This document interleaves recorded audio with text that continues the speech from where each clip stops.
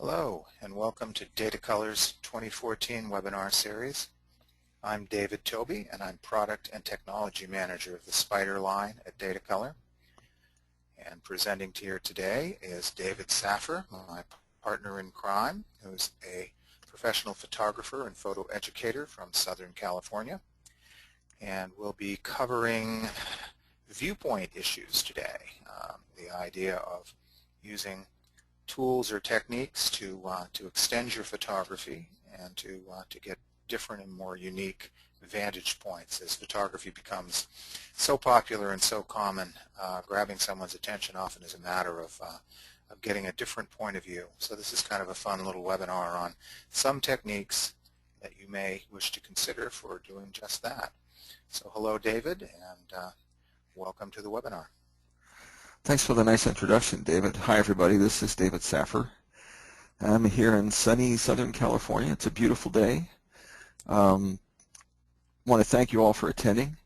This first photograph was taken in Phoenix. It's from my hotel window, of all places, and you can actually see the building right in the middle of the photo. And I'm on the top floor, near the top floor. And the thing that was interesting to me about this photograph was its point of view, which is really quite unique. It's a reflection of a city in another building, and it does some very interesting things to the perspective. It does interesting things to the shapes of the buildings. The distortions are not consistent. The sky looks pretty interesting too. And I thought this was a great way to introduce this webinar. Many people photograph the way they see, which is from eye level, and it's instinctive. But there's better ways, and there's things that we can explore in the webinar that I think will help you with your photography and help you be better photographers. Well, before we continue, David, I'd like to mention to people that if you will open up the questions section of your GoToWebinar control panel, then you'll have the opportunity to ask questions live, and we'll attempt to answer them during the webinar, a luxury that we can't always extend, but I believe today we should be able to answer most of the questions that come in. So the big picture, the view from 20,000 feet, as far as this webinar is concerned, is we're going to discuss how we see and how we can learn to see in new ways. And like I said before, most people photograph the world from eye level. It's instinctive. You stand up, you put the camera to your eye, and you photograph what you're seeing from your normal point of view. And what I want you to think about is approaching this in a new way, to change your point of view. And that involves movement. It involves some experimentation. It involves using camera supports, tools, extensions, all those kinds of things to expand or extend your photography into new areas. And I think that's an important idea. I think that we can talk about composition, but composition can also be driven by the point of view of the camera and how you use it.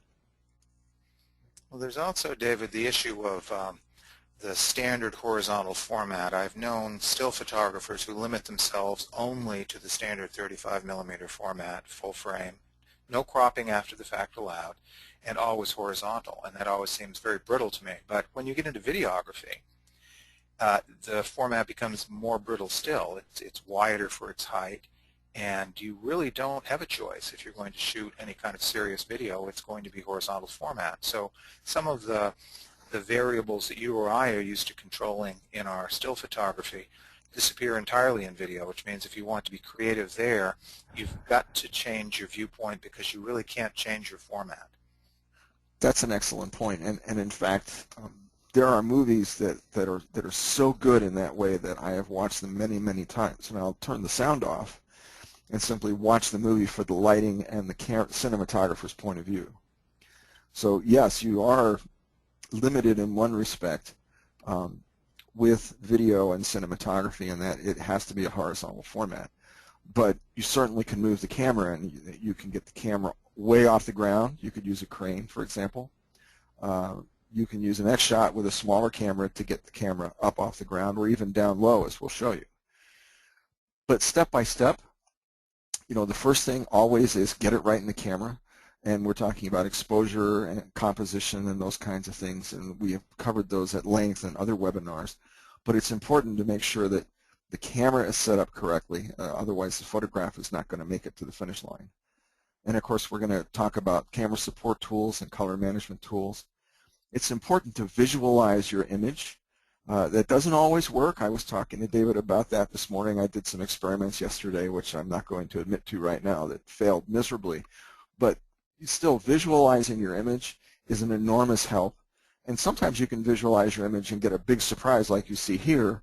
I got a new camera a while back. I was driving to the airport and I thought, how am I going to take a picture while I'm driving? So I duct taped the camera to the dashboard. This is the result. And, you know, it's not a wild success, but it is an interesting idea, and it does give you a sense of movement. It gets, you know, getting out of the box is important. Think about the lighting. Think about how the light's coming into the scene and how it affects dimensionality, including how it changes when you move your point of view. That's a really important thing in landscape photography. Where you position yourself in the direction that you're facing and the elevation can all make a huge difference. And of course, think about foreground and background. So going to the next slide, this is a photograph I took in the Antelope Valley in Central California, Central Valley of California. And if I had taken this shot from my level, it would be pretty boring. You would see little orange dots marching off to the horizon, which, you know, it's okay but boring. But when you get down and get the light behind the flowers, suddenly they're illuminated from within. You have an idea of what the detail is like on the ground in the foreground, sort of the flower's point of view, or maybe a small dog's point of view. In any event, this was shot on a tripod, sitting on the ground, and changing the point of view made a huge difference in terms of how the photograph looked. So lowering your camera really makes you know, for interesting perspectives. This is a place called the Racetrack out near Death Valley, California, and there's an interesting story behind this. Nobody really knows how these rocks move around. The theory is that it rains and it creates a layer of water above the mud, which is very, very thick and viscous when it gets wet. And then the wind blows very hard and the rocks slowly march across the landscape. But nobody really knows. It's one of those mysteries of life. But this photograph was taken by another photographer, and what I like about it from a number of points of view is that, first of all, he does get the camera down at about knee height, maybe even a little lower, and he or she waited until the light was going to give a really nice sense of perspective on the rock, and the shape of the shadow is, I think, very important in terms of composition. You can really see the outline of the trail leading back from the rock in the foreground. And of course, you've got the shapes of the mountains that are in deep shadow. So you have a high contrast photograph with a sense of movement with something that actually isn't moving. And also a very nice perspective is it's not just from eye level, which, like I said before, has become rather commonplace as more and more people get involved with photography. Well, let me point out the obvious, that the horizon's at the same level as the eye if it's far enough away, which means if you take all your photographs horizontally, the horizon will always be centered on them. And there are cases where a half and half above and below might be the composition you're after, but far, far more often what you really would like is something closer to a 1/3, 2/3, as this image is. So getting more foreground and less sky into this image has made it more dynamic and has balanced the textured foreground, which is really what the story is about, against the much less detailed background and sky. So it's almost critical here to get down at a different level and pay attention to where the horizon line comes into the image in order to get this kind of a shot. Now, if you shot this at noon, you'd have shimmering heat in the distance. You'd almost indistinguishable track because there would be no shadow on it, and a very tight, dark, short shadow on the rock. It would be interesting to have shot a time lapse here. You'd have to do a very long time lapse to see this rock moving, but simply to see the difference between how this scene is lit in the middle of the day and how it's lit late in the afternoon would be very illuminating, if you'll pardon the pun. Good point. There's a question that just popped up. Do I often shoot at different heights? And at minimum, what I do is I'll walk around with the camera when I arrive at a place that I'm thinking of photographing. And I'll climb up and I'll get down on the ground and I will move around and look through the viewfinder and not mount the camera on the tripod. I think that's an important thing that I try to teach people in my workshops, is leave the darn tripod alone for 10 minutes. Walk around with the camera, look through the camera from different vantage points, and decide where you want to shoot. That can be more than one place. Certainly one of the things that David brought up before about the preponderance of people shooting horizontal aspect ratios is shooting vertical and horizontal. And inevitably what will happen is if you're building your portfolio and you have a library of photographs and you have a horizontal shot, an art director will ask you if you have a vertical. It's a rule of the universe. It happens to me every time. I send a photo in. Oh, is this nice? Yes, but we want a vertical for the cover. Too bad. So shoot a vertical, shoot a horizontal, get up high, get down low, move side to side. It's always going to pay off. You never know what it's going to look like until you get them all side by side back in the studio. You're looking at them on screen and you're comparing one to another. So, burn up those memory cards. And then once in a great while, the result of this, you'll come up with that rare image which makes a superb horizontal image and a superb vertical image. Now, 90 times out of 100, 99 times out of 100, you're going to look at your images and you're going to 5-star one of those two, and the other one you'll probably never look at again. But there is that rare instance when you end up with gallery quality work in 2 orientations, which has all sorts of advantages in terms of flexibility.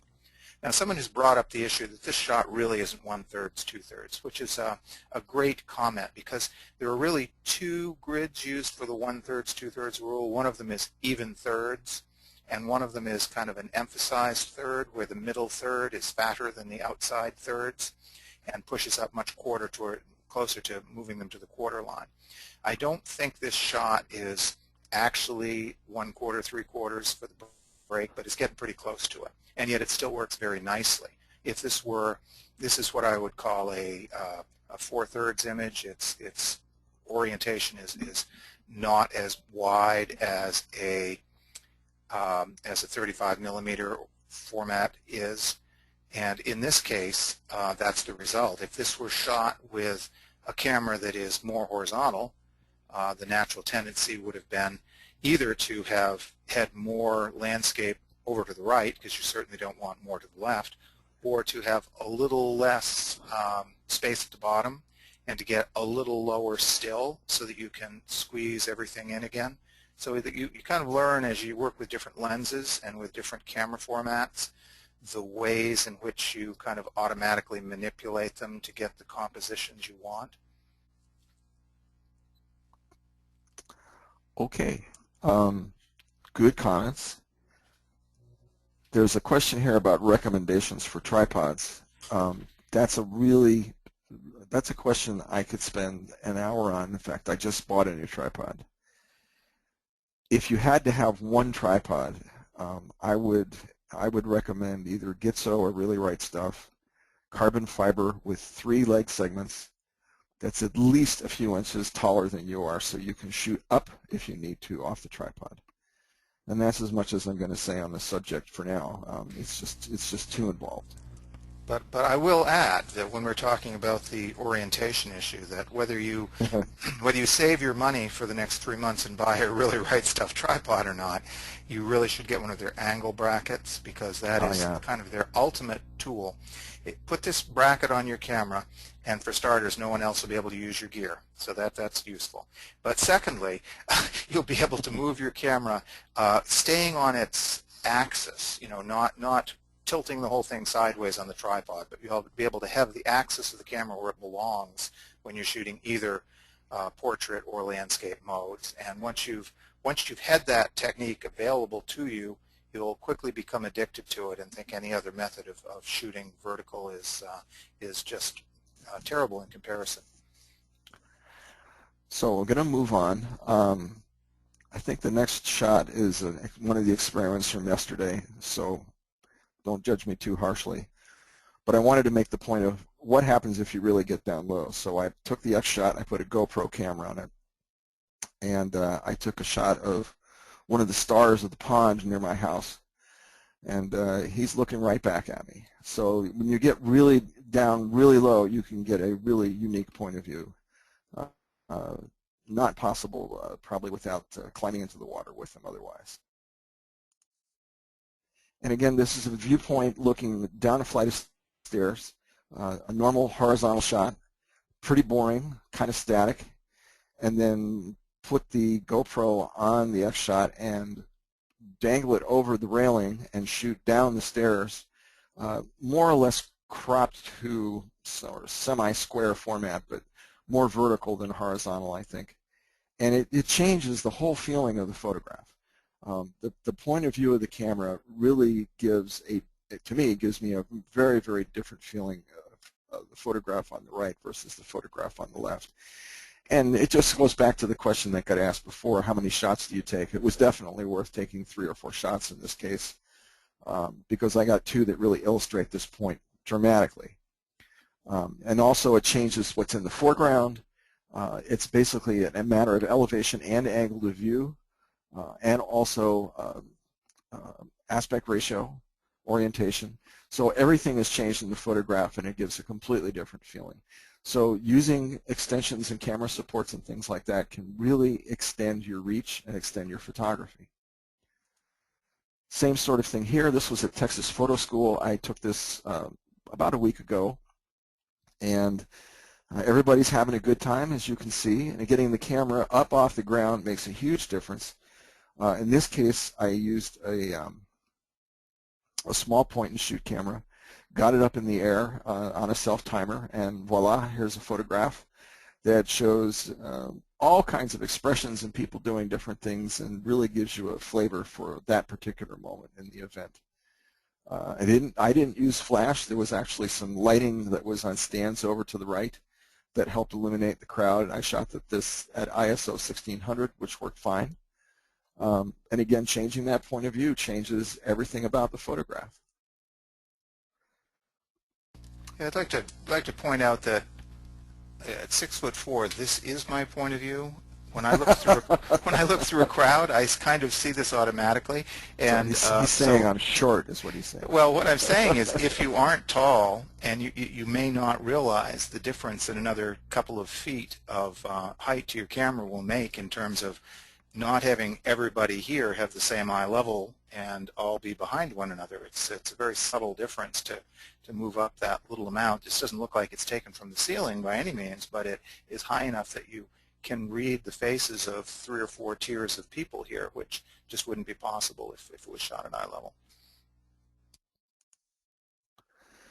Now, this is a photograph that was taken from the XShot website, and it's a little soft, and I think that's because of some camera movement. That's one of the things with extension devices, is that it's possible to move the camera around and not realize it. So you have to brace yourself in ways that you may not be accustomed to.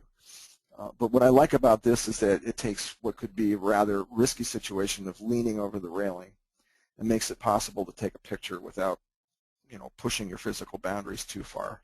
And of course, I like the point of view for the photograph. And pretty much the same thing with this photo. The view from above, you're looking down instead of across.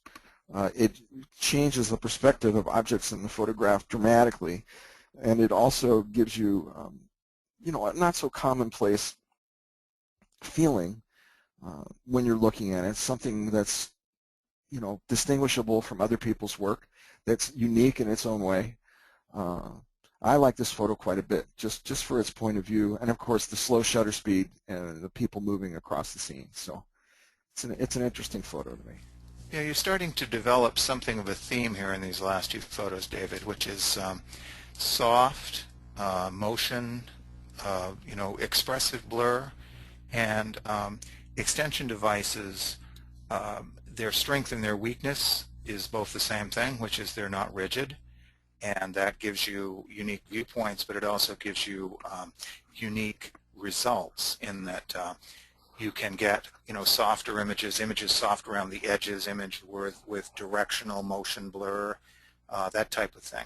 So while that may not always be what you're looking for, it often can be more expressive than what you would have gotten had you been on a tripod and gotten the, the absolute field of depth and the absolute sharpness to your focus. Yeah, sometimes it's not. That's a good point. Sometimes it's not necessary to have technical precision to capture a feeling. Pardon me.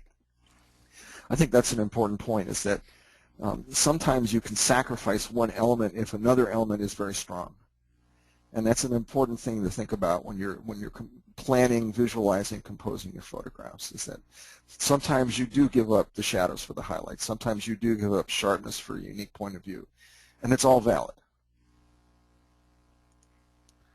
So I'm coming back to this photo just to make a point, is that this was shot, I walked into this hotel room, walked over to the window, and grabbed my camera because I thought it was such a unique vantage point, and the light was perfect. There's a friend of mine tell each other constantly, don't walk past a photograph and think that you'll come back later and get it, because the light will change.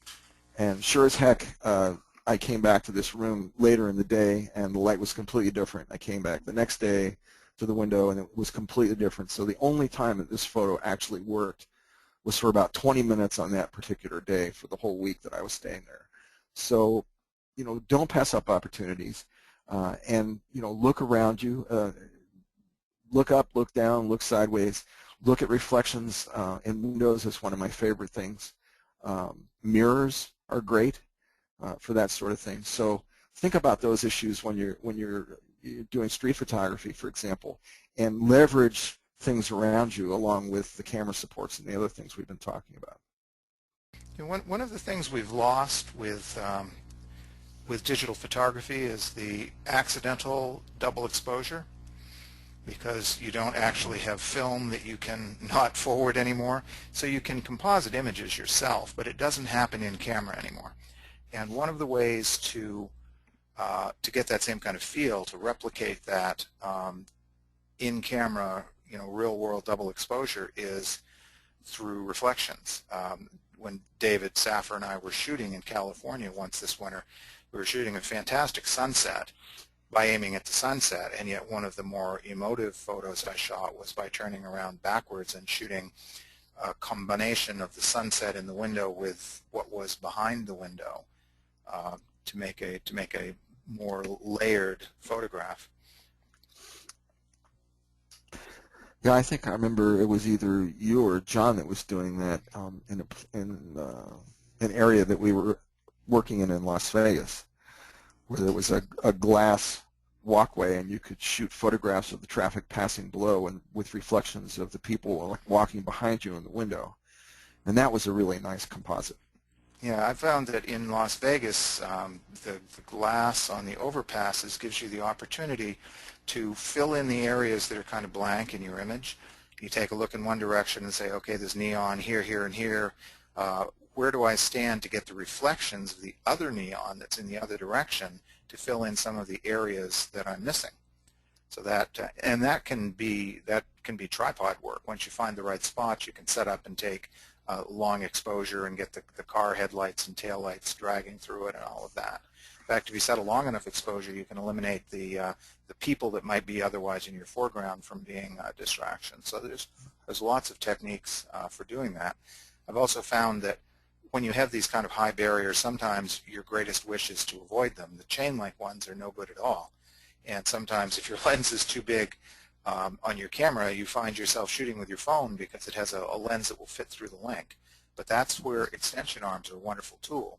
If you have an extension arm and can hold your camera up above the fence that's interfering with your photograph, you sometimes can get the shot that everybody else saw but nobody else took because there was a fence in the way. Yeah. So let's talk about backgrounds just for a moment. One of the things, I don't know if anybody's ever seen this thread on Facebook, but there's a fellow who has a blog called Humans of New York, and one of the things that he does really well is he takes portraits of people on the street with the backgrounds, their environment, their environmental portraits in a lot of ways. And that's one of the things that this young woman is doing here, is that she's not just taking a self-portrait, but she's including her environment and the context and giving the viewer something of the feeling that she had on the day when she took the photo. And the same thing here with this aquatic person who has the camera at the end of a long pole up above, and it gives you really a sense for the marine environment and what he's going through. And it's a much more interesting photograph than I think it could have been almost any other way. You're getting an interesting comparison there, David, where you have kind of the classic selfie in the first photo, and you have the very unique viewpoint in the second photo. And the technique's not much different here. What's different is the choice of point of view. The point of view in the first one is, here's where the photographer would stand to take my picture had I a photographer here to do that. In the second one, it's, here's where no one has ever stood in all of history and what my sport looks like from that position. Yeah, it's an interesting photo. It's the water looks very warm, and he's wearing a wetsuit, so I wonder where he is exactly. It looks like he's protected against the elements, and it looks like a warm sunny day, but I guess it's not. Well, and also I think that might be a stand-up paddleboard paddle that he's using his extension arm here, rather than a device designed for that. So that might be why it's such a large dimension arm, and why the camera's off to quite so much to the side of it. Yeah, this also I lifted from the XShot website, so I don't know. Oh, I don't know either. Good point. There was no caption, so who knows? And I think the background really makes this photo. This is a depth of field issue, and this is shot from a tripod on a rainy day in Sedona, and that's a Japanese maple that I took the photograph of. But I think what really helps make this is the creamy softness of the background. The lens I'm using for this is a 100 f2 on a medium format camera, and it has wonderful bokeh and really makes beautiful portraits like this, whether you're shooting people or trees. So that's also something to consider, is that you can pop the foreground and push the background away using the right kind of camera support. And in this case, the eye level view worked wonderfully well. It's raking across the leaves, no pun, and giving you a real sense of what it felt like to be there in that garden on that day. Yeah, this photo, Dave, is about three things, bokeh being one of them, color being another, and gesture being the third, this lovely gesture in that arching branch. As we move more and more towards the camera you can have with you, be it the iPhone or be it the point and shoot, or be it the the mirrorless camera, or in terms of video, very much motion is moving towards the GoPro camera. These cameras tend to reduce your artistic control in terms of your settings. They're less adjustable in terms of settings, and the danger of that is you lose the ability to get this beautiful kind of bokeh and this kind of control over your depth of field. On the other hand, you can end up with somewhat similar effects. If you were using an XShot arm to get up high enough to get this shot, we'll say, and the first shot you took was kind of boring because of its depth of field, you could actually move the camera in a kind of a rotational manner, which would keep the foreground elements pretty much, at least the central ones, in focus, and would blur the background and the edges in a way that would give you not this effect, but a somewhat similar effect that could be very nice.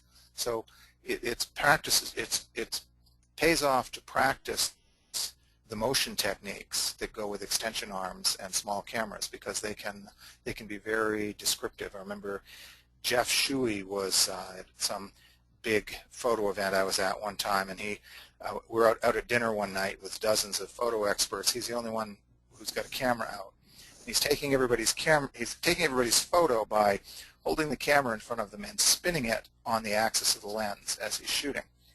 The result being that it doesn't affect the face very much because it's nearest to the center, but the further out you go, the more motion blur you get in images. Oh, interesting. That's an interesting idea. So he was perfecting his axial rotation techniques that night. God, what a phrase. Oh, yeah, that works. So another point of view is to get into the subject, and I took this photograph in the Columbia River Gorge, and none of the elements in this, for example, this rock in the foreground that I'm pointing to is probably 8 inches high. It's all small scale landscape.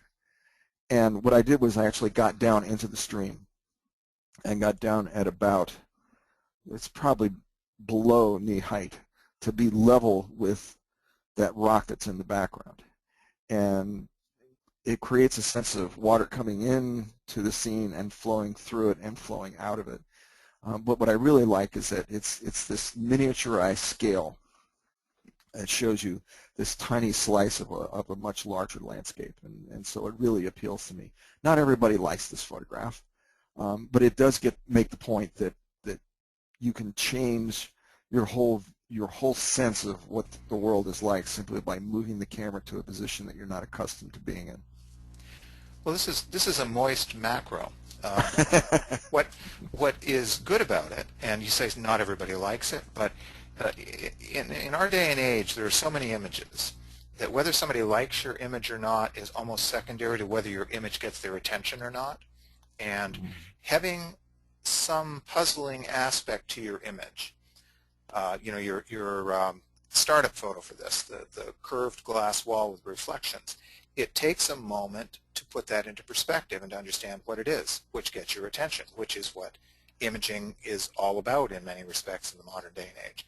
Here, if you were to Photoshop a kayak in here and the kayak were diving down over one of these little 6-inch drops, that would be a pun of scale.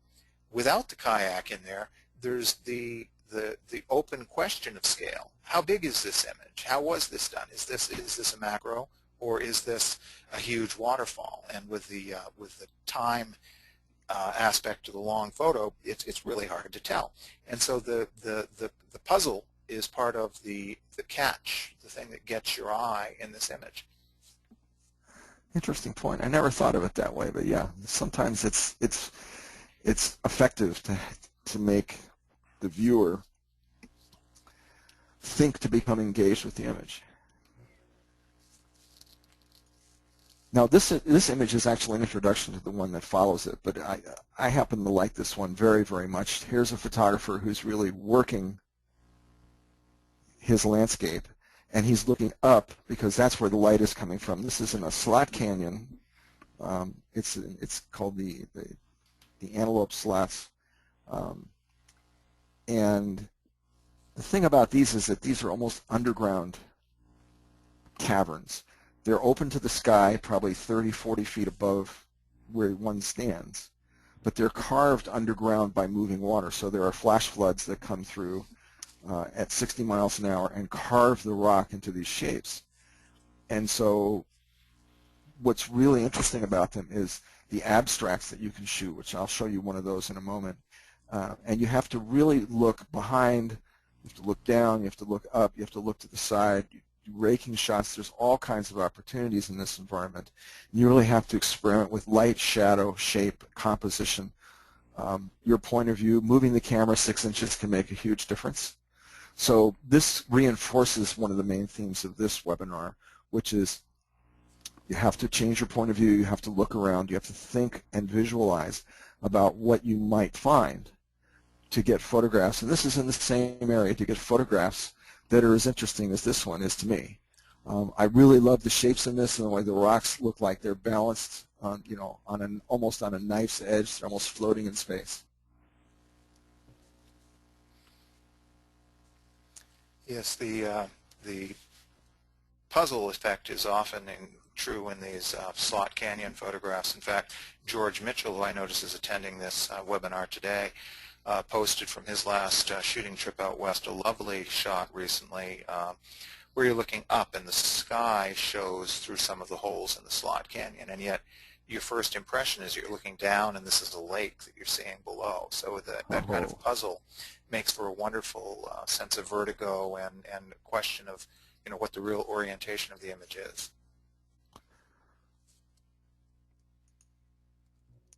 Now, one of the things to think about, this photograph is taken from an overlook in Zion National Park. This is on the east side of the tunnel going towards Bryce Canyon. You can walk up a trail and walk out to the overlook. It's a little bit unconventional because most people shoot this with frontal lighting. They wait till a little later in the day or overhead lighting. And I thought this was interesting because of the interplay of light and shadow, and it gives you a much stronger sense of depth. It gives me, anyway, a much stronger sense of depth. And if you look at my cursor, you can see these mountains are lit in the background. I actually shot those at dawn, and then we moved back to this vantage point the next day. But I like the way the sun is raking across this part of the canyon, coming across left to right, and then you have alternating bands of shadow and light going off into the distance. And that really makes me feel good when I look at this photograph, is that it doesn't look like it's two-dimensional. It looks like you're standing there. It makes you want to go there. And I really felt like this was a success. Yeah, there's a term I learned, oh Lord, 40 years ago in art school called figure ground reciprocity. And in here, the ground is a figure, and the sky is a figure, and everything is a figure. So it's hard to say, you know, here's the background and here's the subject. There is really no distinction between the two, and yet you get these wonderful interacting sections between the shadows and the lit parts, or the high parts and the low parts, or the earth and the sky. So there's a lot of reciprocity between these different components that makes this a good composition on a very kind of abstract level.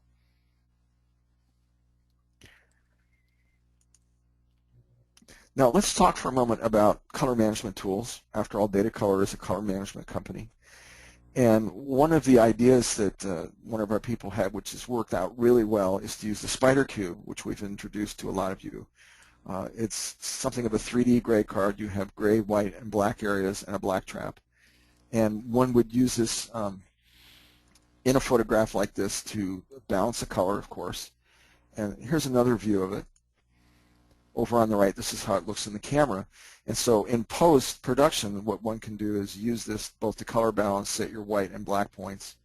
And of course, if you can't see the black trap, you're underexposed, et cetera, et cetera. Here's the photograph. By the way, this is John Walrath. And here's the photograph that he took. Now, the spider cube is used in post-production primarily for gray balance, but many, many people also use it for the white and black points that are available on it, so you can set your highlight point. You can also see, since it's a three-dimensional object, that you can, one side is brighter than the other, so that you can color balance for your primary light source, the most influential light source in the scene. It's useful for handheld and tethered shooting and also in post-production.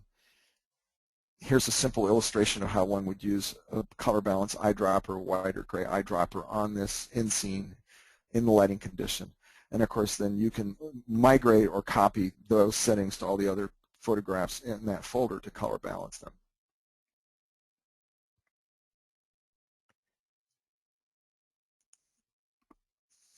Now, in a moment, we're going to make announcements on discounts, and also we have two nice giveaways, so stay with us. The webinar today has been recorded. It will be available in a day or so at spider.datacolor.com. And our previously recorded topics, yes, I can talk, previously recorded topics. We have topics like focus controls, remote triggering, color management from start to finish, soft proofing, screen to print match, architectural photography. We've really tried to keep it interesting and content rich. So please do visit the website. We have other webinars coming up which are listed on the schedule on the website. So make a note of those and please try to attend. I want to thank Datacolor and XShot for their sponsorship of this webinar, www.datacolor.com, and of course xshot.com. We have two giveaways. Let's see here.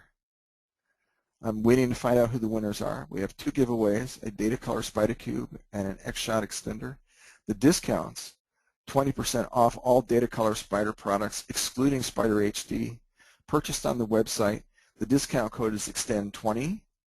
It's good through May 14th. And XShot, 20% on the XShot website. The discount code is Datacolor. The Spider Cube Diane, forgive me if I mispronounce this, Titelstad, and the XShot extender, Peter Dawes. Diane and Peter, our marketing manager, will be getting in touch with you via email to get your shipping information and other information, and we will get those out to you. Again, my name is David Saffir. I have a blog and a website, davidsaffir.com. Most importantly, I think, is that if you have questions, you can reach me at dsaffir@mac.com, and I will do my best to answer you the same day. If I don't answer you, as I've said in many other webinars, it just means that there's an onslaught of email that day or I'm traveling. If you don't get an answer from me within a day, please ping me, and I'll do my best to answer your questions. Let's just take a quick look here. The other questions we've got, attach the camera, we control camera. I'm not sure what he means by that. Specific. Yeah, I don't understand that question, so I can't really do. I do want to thank people for their compliments. I appreciate the feedback. David Tobie's website, cdtobie.wordpress.com, and his website is cdtobie.com. David has a lot of good content on his website, and I thank him for his comments and participation. I hope you all will make a point of coming back to subsequent webinars, and have a great day and a great week.